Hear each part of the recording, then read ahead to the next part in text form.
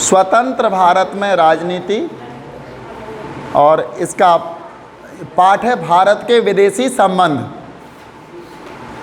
इसमें हमें शीर्षक आज का है अफ्रो एशियाई एकता। चूंकि हम देखते रहे थे जवाहरलाल नेहरू 1946 से लेकर के 1964 तक भारत के प्रधानमंत्री पद पर रहे थे, और इस दौरान यानी 1946 में भारत में अंतरिम सरकार का गठन हो गया था आज़ादी से पूर्व। चूंकि आज़ाद हम 15 अगस्त 1947 को हुए थे, लेकिन प्रधानमंत्री पद पर वो आसीन हो चुके थे 1946 में, जब भारत में आंतरिक सरकार का गठन हो गया था। तो भारत विदेशों से कैसे संबंध बनाने का प्रयास कर रही थी। कल हमने देखा भारत ने गुट निरपेक्षता की नीति का अनुसरण किया। भारत किसी भी शक्तिशाली गुट में शामिल नहीं होना चाहती थी और सभी शक्तियों से समान दूरी बना करके रखना चाहती थी। अब भारत का ध्यान एशिया की तरफ जाता है। एशिया, चूंकि भारत एशिया महाद्वीप में है, एशियाई देशों से भारत को कैसे संबंध रखने हैं। तो यहाँ शीर्षक है अफ्रो एशियाई एकता। भारत के आकार, चूंकि भारत का आकार बड़ा है, अब स्थिति और शक्ति संभावना को भांपकर नेहरू ने विश्व के मामलों में, खासकर एशियाई मामले में भारत के लिए बड़ी भूमिका निभाने का स्वप्न देखा था। मतलब भारत का आकार बड़ा था।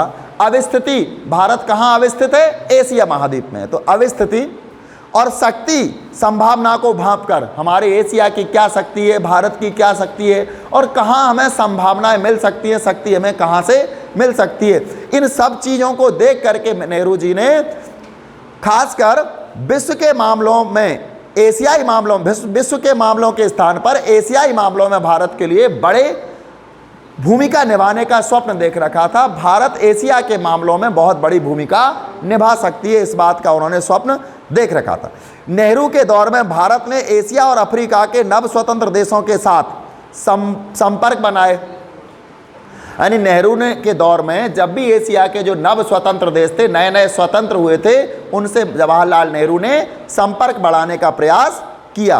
और 1940 और 50 के दशक में नेहरू बड़े मुखर स्वर में एशियाई एकता की पैरोकारी करते रहे। मतलब नेहरू जी ने 1940 से लेकर के 50 तक के दशक में बड़े मुखर स्वर में, बड़ी बेबाकी से बोलते हुए एशियाई एकता की पैरोकारी करते रहे, एशियाई एकता की तरफदारी करते रहे। नेहरू की अगुवाई में, नेहरू के नेतृत्व में या नेहरू की अगुवाई में 1947 के मार्च में ही एशियाई संबंध सम्मेलन यानी कि एशियन रिलेशनशिप कॉन्फ्रेंस का आयोजन कर डाला। यानी 1947 में नेहरू के नेतृत्व में सन 1947 के मार्च के महीने में, जबकि भारत आज़ाद नहीं हुआ था। भारत आज़ाद कब होने वाला है? 15 अगस्त को। लेकिन मार्च के महीने में ही इन्होंने भारत की, यानी नेहरू के नेतृत्व में एशियन रिलेशंस कॉन्फ्रेंस का सम्मेलन आयोजित कर डाला। जबकि अभी भारत को आज़ादी मिलने में 5 महीने से थे। भारत ने इंडोनेशिया की आज़ादी के लिए भरपूर प्रयास किया। इंडोनेशिया जो कि भारत के पूरब में स्थित है और एशिया महाद्वीप का एक देश है, और इस पर यूरोपीय शक्तियों का आधिपत्य था। ये उसका उपनिवेश था और उसमें थे डचों का उपनिवेश ये था। भारत चाहता था कि इंडोनेशिया डच औपनिवेशिक शासन से यथासंभव शीघ्र मुक्त हो जाए, ऐसी भारत की इच्छा थी। इसके लिए भारत ने 1949 में इंडोनेशिया के स्वतंत्रता संग्राम के समर्थन में, इंडोनेशिया में 1949 में स्वतंत्रता संग्राम हो रहा था, उसके समर्थन में भारत ने एक अंतर्राष्ट्रीय सम्मेलन किया था। भारत औपनिवेशीकरण की प्रक्रिया का प्रबल समर्थक था, यानी अनौपनिवेशीकरण की प्रक्रिया का समर्थक था, औपनिवेशी का नहीं। भारत चाहता था कि अनौपनिवेशीकरण की जो प्रक्रिया है ये पूरी तरह से चले, यानी उपनिवेशवाद समाप्त हो जाए। और उसने पूरी दृढ़ता से नस्लवाद का खासकर दक्षिण अफ्रीका में जारी रंगभेद का विरोध किया था। भारत पूरी तरह से अनौपनिवेशीकरण की प्रक्रिया का समर्थक था और उसने पूरी तरह से नस्लवाद की जो प्रक्रिया थी, खासकर दक्षिण अफ्रीका में नस्लवाद की जो प्रक्रिया थी, उसका पूरी दृढ़ता से विरोध किया था। नस्लवाद की प्रक्रिया ना चले, किसी नस्ल का एक का साम्राज्य ना रहे, नस्ल के नाम पर किसी को पहचाना ना जाए। इस बात पर नेहरू ने इसका दृढ़ता से विरोध किया था, नस्लवाद का। और इसका विरोध करने के लिए नेहरू जी को जगह मिली थी दक्षिण अफ्रीका, जहां रंग भेद की नीति अपनाई जा रही थी। गोरे लोग काले लोगों से नफरत करते थे। गोरे लोग काले लोगों को कोई मदद नहीं करते थे, कोई सेवा नहीं देते थे, धोबी उनके कपड़े नहीं धोते थे, नाई उनके बाल नहीं काटते थे। गोरे लोग हमेशा काले लोगों से नफरत करते थे दक्षिण अफ्रीका में। और जब नेहरू को इस बात का पता चला, चूंकि महात्मा गांधी तो पहले ही इसका विरोध कर चुके थे, लेकिन नेहरू को जब पता चला तो उन्होंने भी नस्लवाद का विरोध किया था दक्षिण अफ्रीका में, जहां रंगभेद की नीति कायम थी। इंडोनेशिया के एक शहर बांडुंग में एफ्रो एशियाई सम्मेलन 1955 में हुआ था। इंडोनेशिया का एक शहर था, इंडोनेशिया का शहर बांडुंग, 1955 ये बात है 1955 की। यहां एफ्रो एशियाई सम्मेलन हुआ था। एफ्रो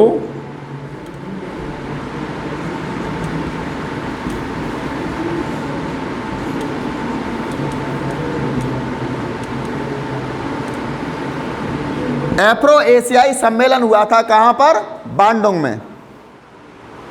आमतौर पर हम इसे बांडुंग सम्मेलन के नाम से जानते हैं। अफ्रीका और एशिया के नव स्वतंत्र देशों के साथ भारत के बढ़ते संपर्क का यह चरम बिंदु था। यानी अफ्रीका के देश भी उसी समय स्वतंत्र हुए थे और एशिया के देश भी स्वतंत्र हुए थे। तो इन देशों का एक सम्मेलन हुआ था, अफ्रीका के नव स्वतंत्र देश और एशिया के नव स्वतंत्र देशों का बांडुंग में जो सम्मेलन हुआ था। इस सम्मेलन में भारत के बढ़ते संपर्क थे, यानी अफ्रीका और एशिया के देश के बढ़ते संपर्क का एक चरम बिंदु था।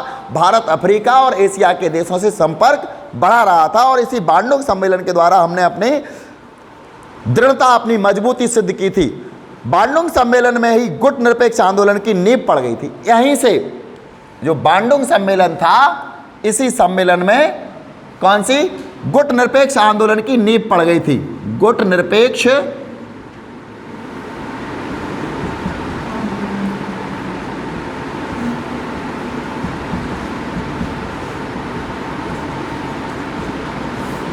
नींव यहीं से पड़ गई थी 1955 से। गुट निरपेक्ष आंदोलन का पहला सम्मेलन 1961 में। पहला सम्मेलन कब हुआ था? यानी गुट निरपेक्ष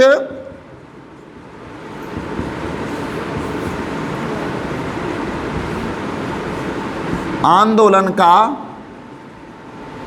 पहला सम्मेलन 1961 कहाँ हुआ था? 1961 में के सितंबर, यानी 1 सितंबर से 6 सितंबर तक, 1 सितंबर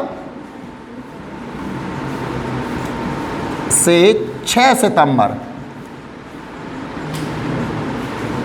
तक, 1 सितंबर से लेकर के 6 सितंबर तक बेलग्रेड में हुआ था। कहां पर हुआ था? बेलग्रेड।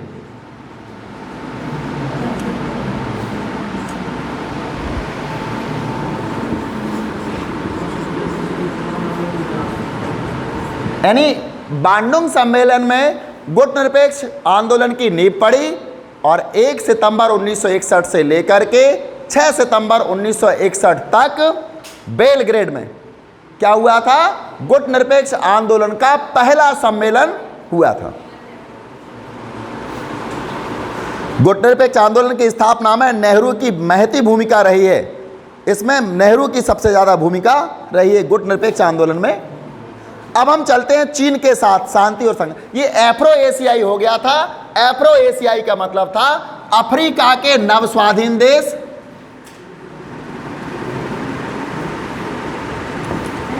यानी अफ्रीका के नव स्वाधीन देश और एशिया के नव स्वाधीन देश, इन दोनों देशों को संयुक्त रूप से इन्होंने बांडुंग में 1955 में सम्मेलन आयोजित किया था। और भारत के लिए ये दोनों देशों के साथ संबंध, नज़दीकी संबंध बनाने के लिए चरम बिंदु था। यहाँ आज हम बात करते हैं। और इसके बाद जाकर के इसी का परिणाम क्या हुआ था, बांडोंग सम्मेलन का, कि गुटनिरपेक्ष आंदोलन की नींव पड़ी। और 1 सितंबर 1961 से लेकर के 6 सितंबर 1961 तक बेलग्रेड में जाकर के गुटनिरपेक्ष आंदोलन का पहला सम्मेलन आयोजित किया गया था। चीन के साथ शांति और संघर्ष, अगला हमारा शीर्ष। भारत अब एफ्रो एशिया से हट करके चीन के साथ अपने संपर्क बनाने वाला है। तो चीन के साथ शांति और संघर्ष,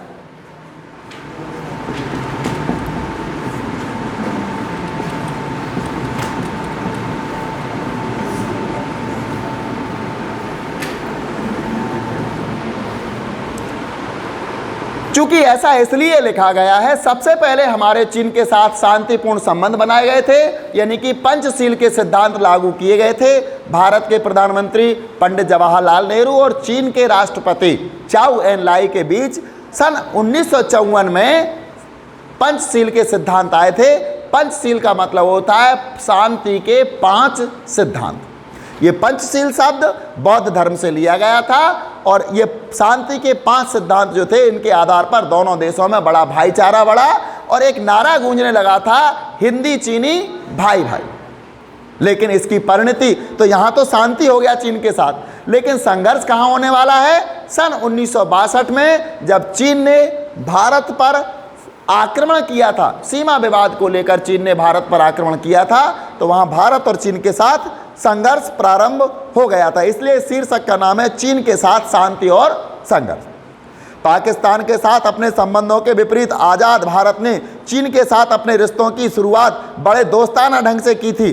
चीन की क्रांति 1949 में हुई थी। 1949 में क्या हुई थी, चीन में क्रांति हुई थी 1949 में। 1949 में चीन की क्रांति ये हुई थी 1949 में।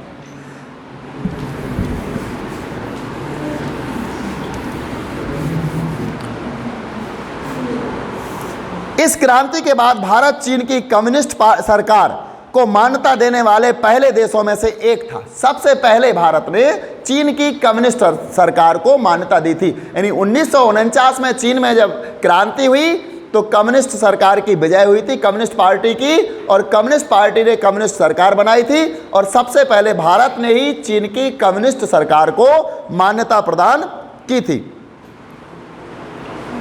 पश्चिमी प्रभुत्व के चंगुल से निकलने वाले इस देश को लेकर नेहरू के हृदय में गहरे भाव थे। क्योंकि चीन भी पहले पश्चिमी प्रभुत्व में था और पश्चिमी प्रभुत्व से सबसे पहले ये निकला था, तो जवाहरलाल नेहरू की इस यानी चीन के प्रति गहरी भावनाएं थी। क्योंकि भारत भी पश्चिमी प्रभुत्व से निकला था और चीन भी पश्चिमी प्रभुत्व से निकला था, तो जवाहरलाल नेहरू के हृदय में गहरे भाव थे चीन के लिए और उन्होंने अंतर्राष्ट्रीय फलक पर इस सरकार की मदद की। अंतर्राष्ट्रीय स्तर पर भी जवाहरलाल नेहरू ने चीन की मदद की। नेहरू के कुछ सहयोगियों मसलन सरदार वल्लभ भाई पटेल और पटेल को आशंका थी कि आगामी दिनों में चीन भारत पर चढ़ाई कर सकता है। देखिए, सरदार वल्लभ भाई पटेल इस बात से आशंकित थे, वो जानते थे, उस समय तत्कालीन गृह मंत्री भी थे सरदार वल्लभ भाई पटेल, तो वो इस बात को जानते थे कि चीन भारत पर आक्रमण कर सकता है।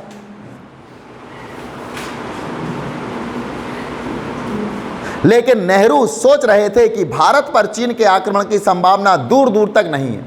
वल्लभ भाई पटेल सोच रहे थे कि चीन भारत पर आक्रमण कर सकता है, लेकिन नेहरू जी सोच रहे थे कि चीन भारत पर आक्रमण करने की संभावना हमें दूर दूर तक नहीं नजर आती। बहुत दिनों से भारत की चीन से लगती सीमा पर सेना के बजाय अर्धसैनिक बल रखवाली कर रहे थे।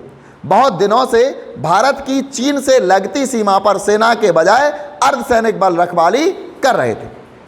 भारत और चीन के बीच जो सीमा थी वहां पर, उस सीमा पर अर्धसैनिक बल रखवाली कर रहे थे, सेना नहीं बल्कि अर्धसैनिक बल। शांतिपूर्ण सह अस्तित्व के 5 सिद्धांतों यानी पंचशील की घोषणा भारत के प्रधानमंत्री नेहरू और चीन के प्रमुख चाउ एन लाई ने इस संयुक्त रूप से 29 अप्रैल 1954 में की थी। यानी 29 अप्रैल 1954 1954 को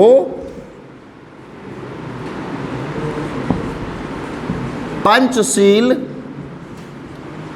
की स्थापना भारत के प्रधानमंत्री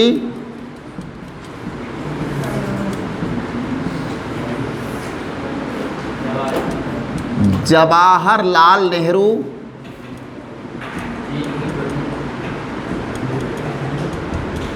और चीन के प्रमुख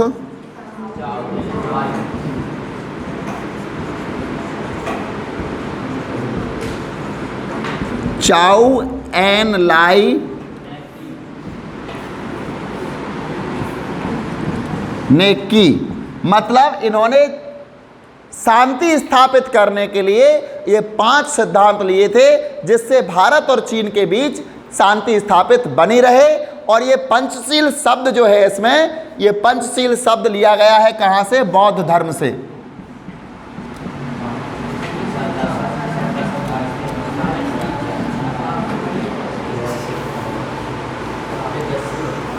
दोनों देशों के बीच मजबूत संबंध की दिशा में यह एक अलग कदम था, अगला कदम था। भारत और चीन के नेता एक दूसरे के देश का दौरा करते थे और उनके स्वागत में बड़ी भीड़ जुट जाती थी। जब पंचशील के सिद्धांतों पर दोनों देशों ने हस्ताक्षर कर दिए तो भारत के नेता चीन का दौरा करते थे और चीन के नेता भारत का दौरा करते थे। उनका बड़ा स्वागत भी होता था और एक नारा गूंजने लगा था, हिंदी चीनी भाई भाई। चीन का आक्रमण 1962, चीन का आक्रमण 1962। चीन के साथ भारत के इस दोस्ताना रिश्ते में 2 कारणों में खटास आई। चीन ने 1950 में तिब्बत पर कब्जा कर लिया। 1950 में चीन ने, यानी भारत और चीन के बीच खटास के क्या कारण थे? तो दोनों के बीच पहला कारण था, चीन ने 1950 में तिब्बत, जो कि भारत और चीन के बीच में सीमांत प्रदेश है, तिब्बत पर कब्जा कर लिया।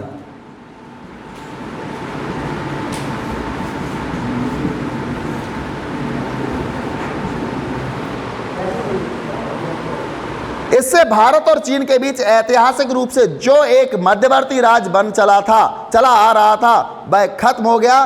शुरू में भारत सरकार ने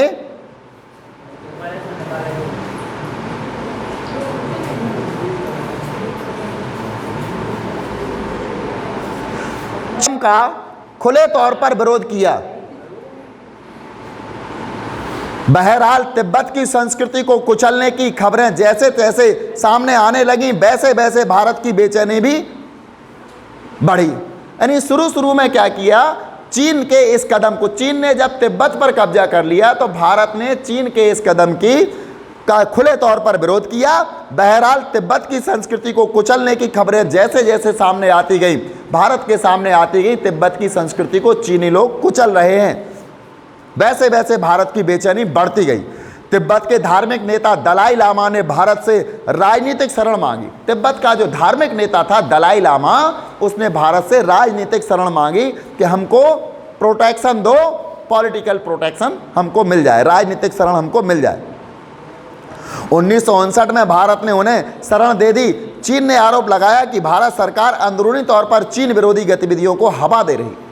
1959 में भारत ने चीनी नेता दलाई लामा को शरण दे दी।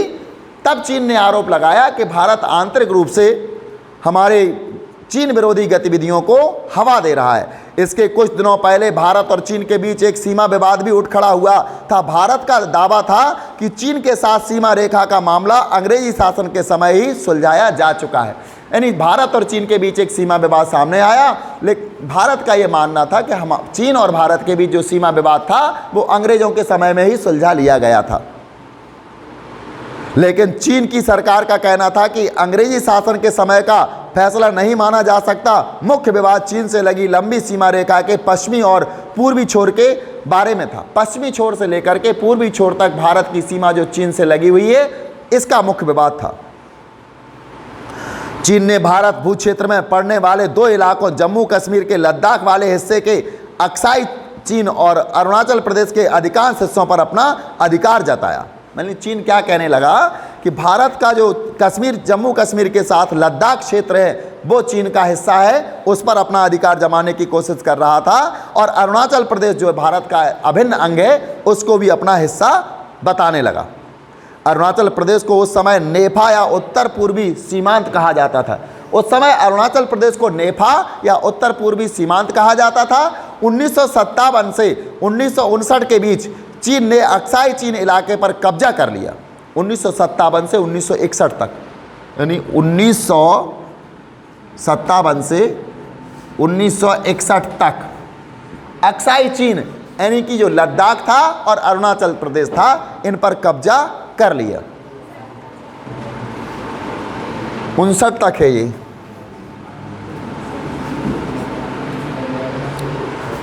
तो 1957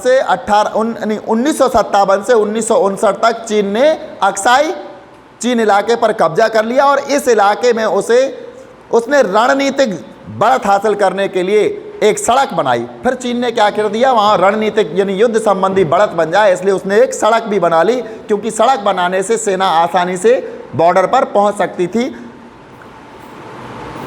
दोनों देशों के शीर्ष नेताओं के बीच लंबी लंबी चर्चाएं होती रहीं। दोनों देशों के शीर्ष नेता, चूंकि भारत के शीर्ष नेता उस समय जवाहरलाल नेहरू थे और चीन के शीर्ष नेता चाउ एन लाई थे, तो दोनों के बीच लंबी लंबी चर्चाएं होती रही इसी सीमा विवाद को सुलझाने के लिए। लेकिन इसके बावजूद मतभेद को सुलझाया नहीं जा सका। दोनों देशों की सेनाओं के बीच सीमा पर कई बार छुटपुट झड़प भी हुई।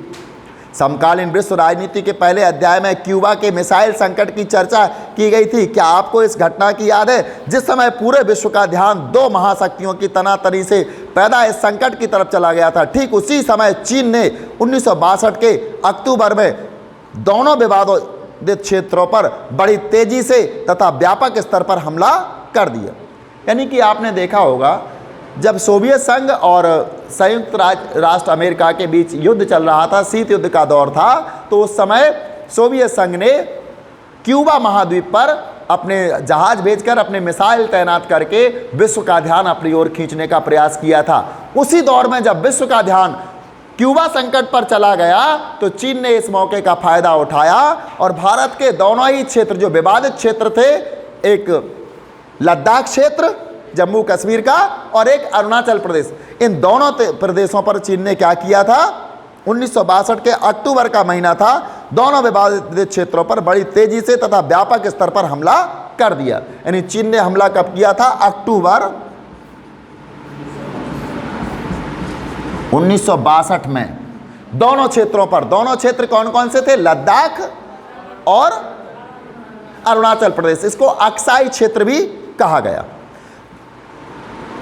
इन पर बड़ी तेजी से और व्यापक स्तर पर हमला किया। पहला हमला 1 हफ्ते तक चला और इस दौरान चीनी सेना ने अरुणाचल प्रदेश के कुछ महत्वपूर्ण इलाकों पर कब्जा कर लिया।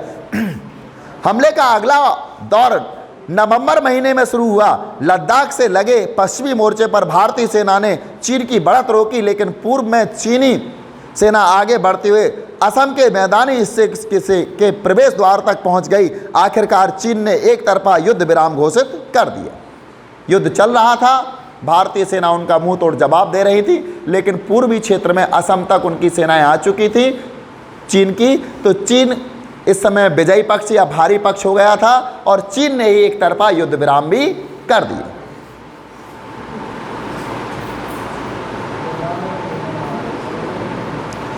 और चीन की सेनाएं उस मुकाम पर लौट गई जहां वे हमले से पहले के वक्त में तैनात थीं। जहां से आई थी वहीं चीन की सेनाएं फिर भी वापस पहुंच गईं। चीन युद्ध से भारत की छवि को देश और विदेशी दोनों ही जगह धक्का लगा। इस संकट से उबरने के लिए भारत को अमेरिका और ब्रिटेन दोनों से सैन्य मदद की गुहार लगानी पड़ी। जब चीन संकट भारत पर आया तो विश्व स्तर पर भारत की छवि भी खराब होने लगी।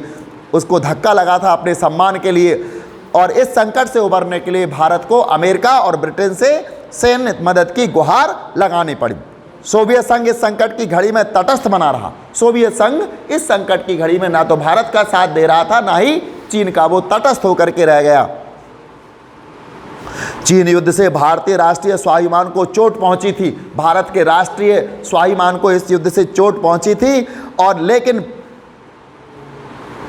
इसके साथ साथ राष्ट्र भावना की बलवती हुई कुछ प्रमुख सैन्य कमांडरों ने या तो इस्तीफा दे दिया या अवकाश ग्रहण कर लिया। लेकिन कुछ राष्ट्र भावनाओं से प्रेरित, राष्ट्र भावनाओं से ओतप्रोत सैनिक कमांडरों ने या तो इस्तीफा दे दिया था भारतीय सेना से या फिर वहां से विरोध यानी अपने आप को हटा लिया था, यानी अपनी छुट्टी ले ली, अवकाश ग्रहण कर लिया। नेहरू के जो नज़दीकी सहयोगी और तत्कालीन रक्षा मंत्री वीके कृष्ण मेनन को भी मंत्रिमंडल छोड़ना पड़ा, उनने भी मंत्रिमंडल छोड़ दिया। जो स्वाभिमानी सैनिक कमांडर थे वो हारना पसंद नहीं कर रहे थे, वो कह रहे थे युद्ध विराम चीन ने किया है, हमने नहीं, हम लड़ेंगे, भले ही हमें वीर गति प्राप्त हो जाए लेकिन हम पीछे नहीं हटेंगे। इसी बात को लेकर उन्होंने या तो अवकाश ग्रहण कर लिया था या फिर उन्होंने इस्तीफा दे दिया था। और भारत के तत्कालीन उस समय रक्षा मंत्री थे कृष्ण मेनन को भी मंत्रिमंडल छोड़ना पड़ा। नेहरू की छवि भी थोड़ी धूमिल हुई।